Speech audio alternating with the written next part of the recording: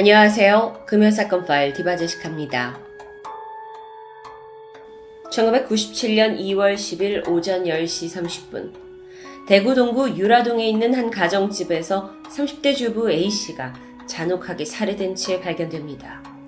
집에 괴한이 침입한 흔적이 있었는데 그녀의 4살배기 어린 아들도 중상을 입고 겨우 살아남았습니다.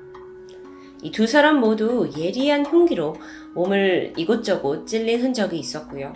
집안 곳곳에는 뭔가를 찾기 위해 뒤진 흔적이 고스란히 남아있었죠. 그렇게 해서 집에서 사라진 현금 11만 원이 다였습니다. 경찰은 이 사건을 전형적인 강도살인 사건이라고 판단합니다. 그런데 문제는 용의자를 찾을 이렇다 할 증거도 없고 또 목격자도 없었기 때문에 수사가 난항을 겪게 되죠. 그나마 범인이 남기고 한 흔적, 이건 남성 평균 사이즈의 족적이 전부였습니다. 이걸로 용의자를 추려내기엔 너무도 부족해 보였죠. 그런데 딱 열흘 뒤인 2월 20일, 유라동에서 멀지 않은 동구 신암동에 또 다른 강력사건이 발생합니다. 밤 11시 50분쯤 신암 5동에 있는 한 분식집에 남성이 씩씩거리면서 흥분된 상태로 들어온 거예요. 그는 주문 좀 받아주세요 하면서 아르바이트생이었던 고등학생 B양을 불렀죠. 근데 시각이 거의 12시입니다. 이 분식집은 주문을 마감한 상태였어요. 그래서 B양이 영업 끝났어요 라고 말하면서 돌려보내려 했는데 그러자 남성이 발끈하더니 자리를 박차고 일어나서 흉기를 꺼내 들고는 B양을 위협합니다. 겁에 질린 이 B양이 소리치면서 가게 안쪽에 있는 방으로 도망쳤지만 남자가 끝까지 쫓아왔고요. 결국 그녀에게 흉기를 휘두른 후 도주합니다. B양은 목 부분에 치명상을 입었고 결국 사망하고 말았습니다. 그런데 그로부터 40분 후 12시 30분입니다. 세 번째 사건이 발생합니다. 신암동에서 60대 여성 C씨가 새벽 기도를 가려고 바삐 걷고 있었어요. 그런데 갑자기 괴한이 나타나더니 가방을 빼앗았고요. 저항하던 C씨는 그대로 흉기에 찔려 사망하고 말았죠. C씨 가족들에 의하면 그녀가 집을 나선 건 밤 12시쯤이었는데 그러니까 불과 30분 만에 이런 참변을 당한 겁니다. C씨의 몸에는 예리한 것에 찔린 자상이 가득했어요.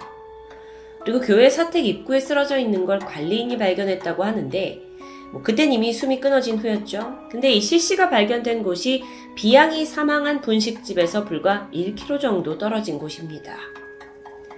지난 밤 사이 한 동네에서 발생한 무자비한 2건의 살인사건. 이걸 보고받은 경찰은 열흘 전 근처 유라동에서 발생한 강도살인사건을 떠올렸습니다. 그러고 보니까 이 3건 모두 지척에서 벌어졌고 또 피해자들이 여성, 성폭행의 흔적은 없었고 예리한 흉기로 인해 살해당했다는 그 공통점들이 떠올랐죠. 하지만 성급하게 연쇄살인으로 단정짓기에는 좀 석연치 않은 점이 있습니다. 우선 피해자들의 연령대가 제각각이에요. 그리고 금품의 피해 범위도 달랐습니다. 결국 경찰은 일단 이 3건의 살인사건을 각각 별개로 보고 수사에 돌입합니다. 그런데 불과 48시간도 지나지 않은 시점에 또 다른 신고가 접수됩니다.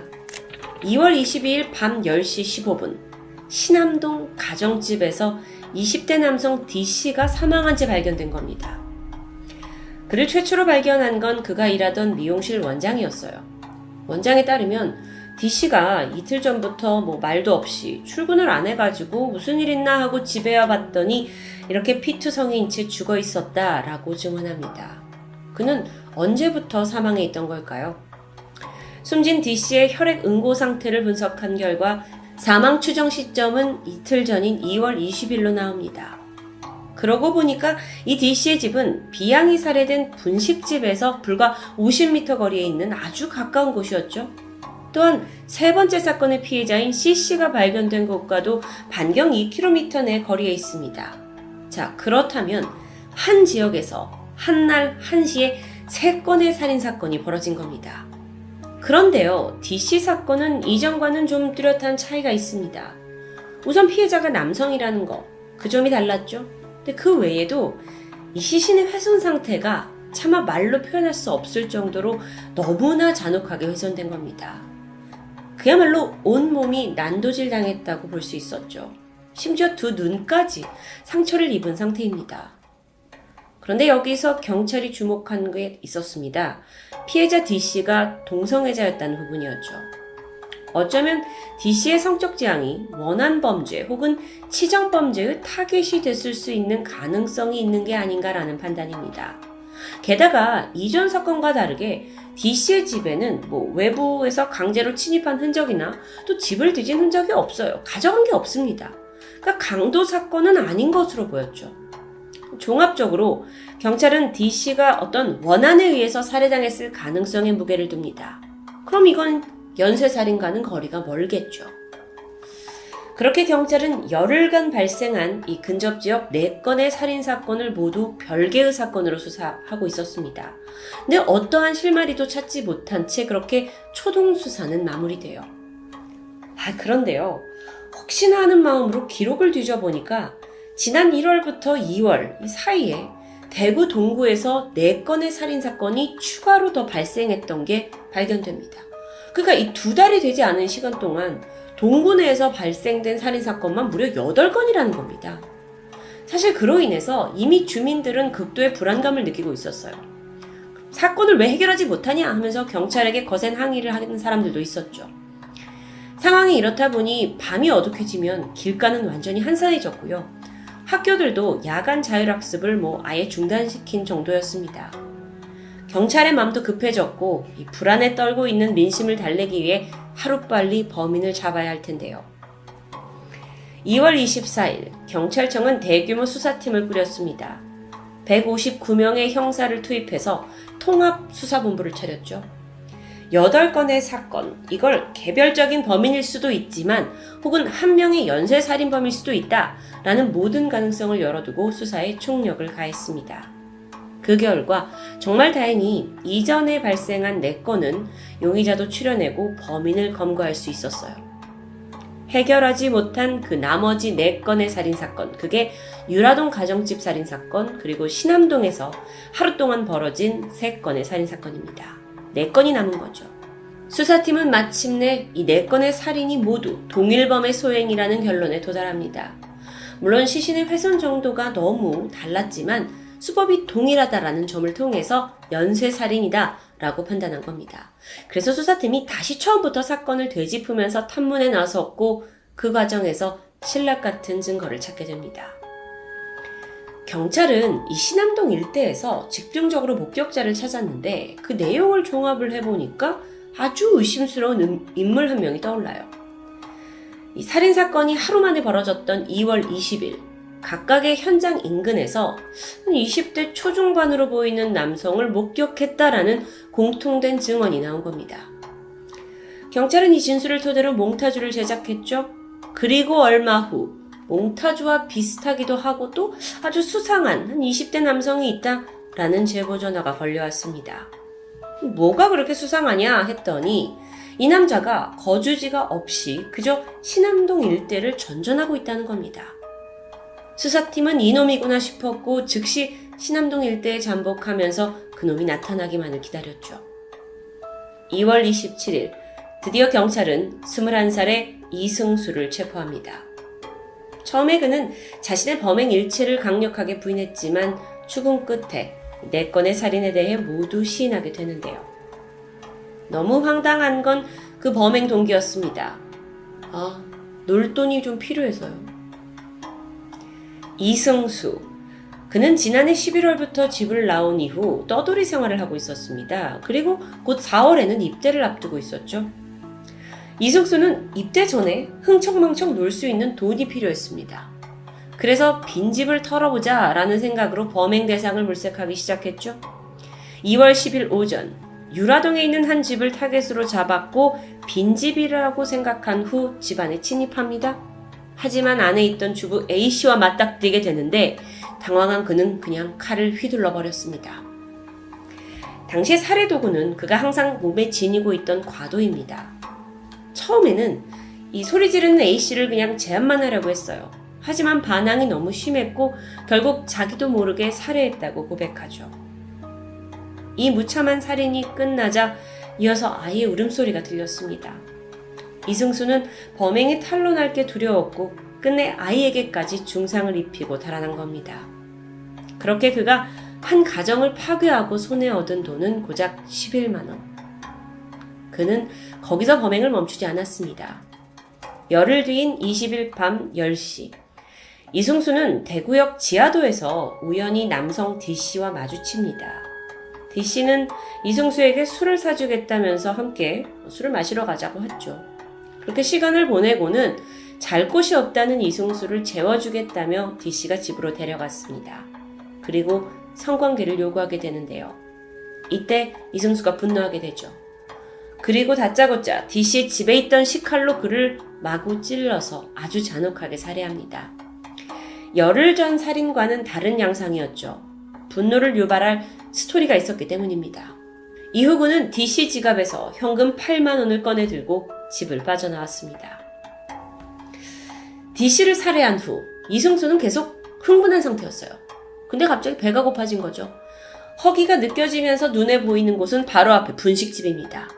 그리고 거기서 아르바이트생이었던 B양이 영어 끝났어요 라는 말에 또다시 스위치가 눌려졌습니다. 마치 자기를 무시해서 주문을 일부러 받지 않는 것처럼 느껴졌다는데요. 그는 충동적으로 품속에 있는 과도를 꺼내 또다시 그녀를 살해합니다. D씨를 죽인 지 단 20분 만이었어요. B양을 살해하고 거리로 나온 이승수는 동네를 배회합니다. 그러다 밤 12시 30분, 얼마 되지 않은 시각이죠. 교회로 향하고 있던 할머니 C씨를 발견합니다. 묵직한 가방을 들고 있었어요. 아, 맞다. 난 돈이 필요했지.